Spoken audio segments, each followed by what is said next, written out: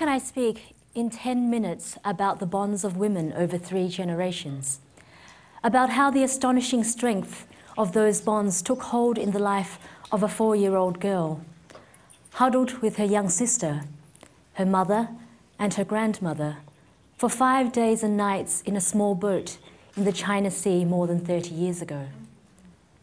Bonds that took hold in the life of that small girl and never let go. That small girl now living in San Francisco and speaking to you today. This is not a finished story. It is a jigsaw puzzle still being put together. Let me tell you about some of the pieces. Imagine the first piece, a man burning his life's work.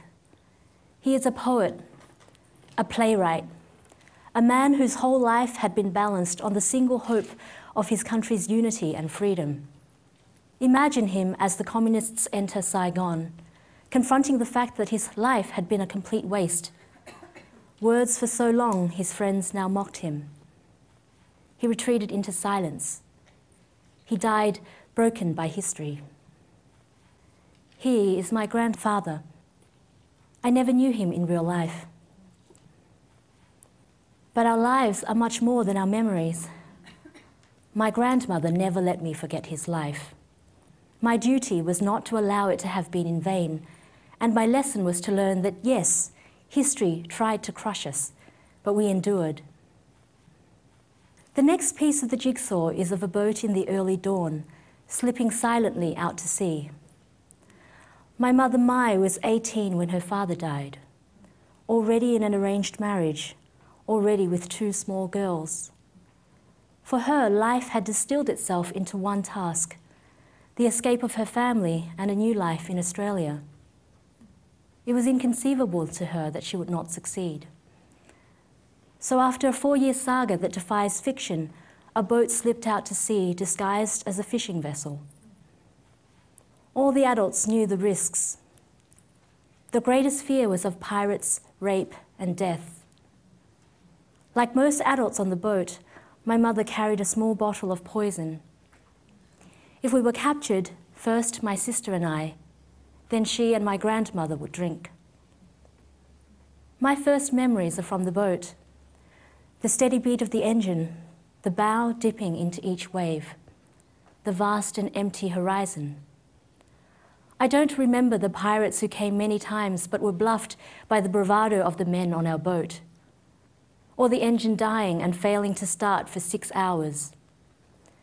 But I do remember the lights on the oil rig off the Malaysian coast, and the young man who collapsed and died, the journey's end too much for him. And the first apple I tasted, given to me by the men on the rig. No apple has ever tasted the same. After 3 months in a refugee camp, we landed in Melbourne, and the next piece of the jigsaw is about 4 women across 3 generations, shaping a new life together. We settled in Footscray, a working-class suburb whose demographic is layers of immigrants. Unlike the settled middle-class suburbs whose existence I was oblivious of, there was no sense of entitlement in Footscray. The smells from shop doors were from the rest of the world, and the snippets of halting English were exchanged between people who had one thing in common. They were starting again. My mother worked on farms, then on a car assembly line, working 6 days, double shifts. Somehow she found time to study English and gain IT qualifications. We were poor. All the dollars were allocated, and extra tuition in English and mathematics was budgeted for, regardless of what missed out, which was usually new clothes. They were always second-hand. 2 pairs of stockings for school, each to hide the holes in the other. A school uniform down to the ankles because it had to last for 6 years. And there were rare but searing chants of slit eye and the occasional graffiti, Asian go home. Go home to where? Something stiffened inside me. There was a gathering of resolve and a quiet voice saying, I will bypass you. My mother, my sister and I slept in the same bed. My mother was exhausted each night, But we told one another about our day and listened to the movements of my grandmother around the house. My mother suffered from nightmares, all about the boat.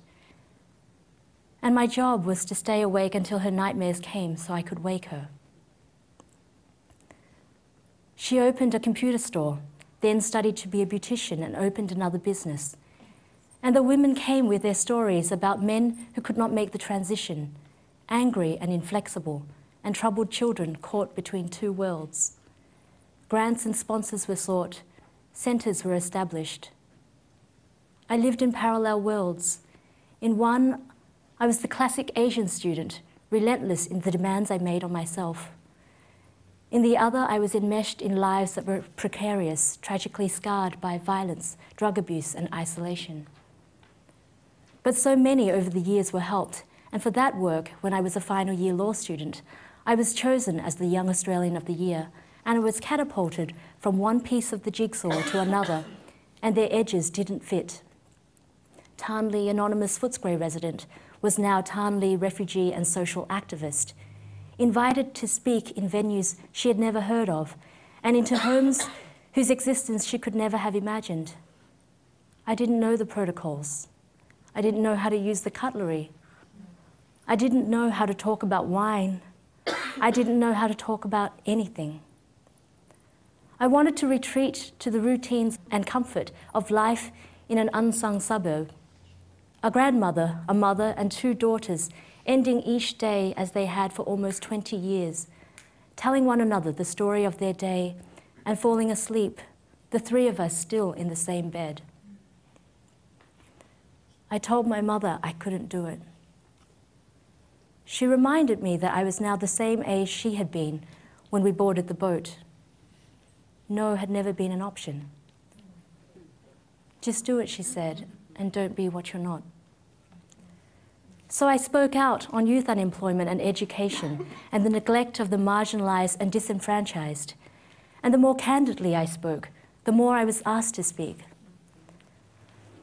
I met people from all walks of life, so many of them doing the thing they loved, living on the frontiers of possibility. And even though I finished my degree, I realised I could not settle into a career in law. There had to be another piece of the jigsaw. And I realised at the same time that it is okay to be an outsider, a recent arrival, new on the scene. And not just okay, but something to be thankful for, perhaps a gift from the boat. Because being an insider can so easily mean collapsing the horizons, can so easily mean accepting the presumptions of your province. I had stepped outside my comfort zone enough now to know that yes, the world does fall apart, but not in the way that you fear. Possibilities that would not have been allowed were outrageously encouraged. There was an energy there, an implacable optimism, a strange mixture of humility and daring. So I followed my hunches. I gathered around me a small team of people for whom the label, "it can't be done," was an irresistible challenge. For a year we were penniless. At the end of each day I made a huge pot of soup which we all shared. We worked well into each night. Most of our ideas were crazy, but a few were brilliant, and we broke through. I made the decision to move to the US after only one trip. My hunches again. 3 months later, I had relocated, and the adventure has continued.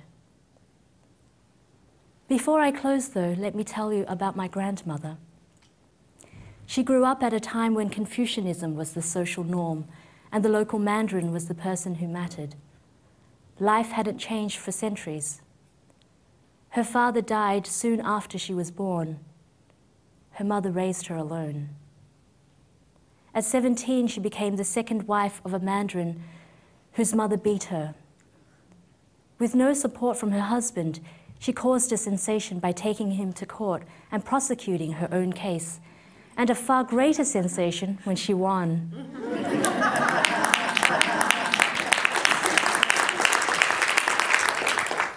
It can't be done was shown to be wrong. I was taking a shower in a hotel room in Sydney the moment she died, 600 miles away in Melbourne. I looked through the shower screen and saw her standing on the other side. I knew she had come to say goodbye. My mother phoned minutes later. A few days later, we went to a Buddhist temple in Footscray and sat around her casket. We told her stories and assured her that we were still with her. At midnight, the monk came and told us he had to close the casket. My mother asked us to feel her hand. She asked the monk, why is it that her hand is so warm and the rest of her is so cold? Because you have been holding it since this morning, he said. You have not let it go. If there is a sinew in our family, it runs through the women. Given who we were and how life had shaped us, we can now see that the men that might have come into our lives would have thwarted us. Defeat would have come too easily. Now I would like to have my own children, and I wonder about the boat. Who could ever wish it on their own? Yet I am afraid of privilege, of ease, of entitlement. Can I give them a bow in their lives, dipping bravely into each wave? The unperturbed and steady beat of the engine, the vast horizon that guarantees nothing. I don't know, but if I could give it and still see them safely through, I would.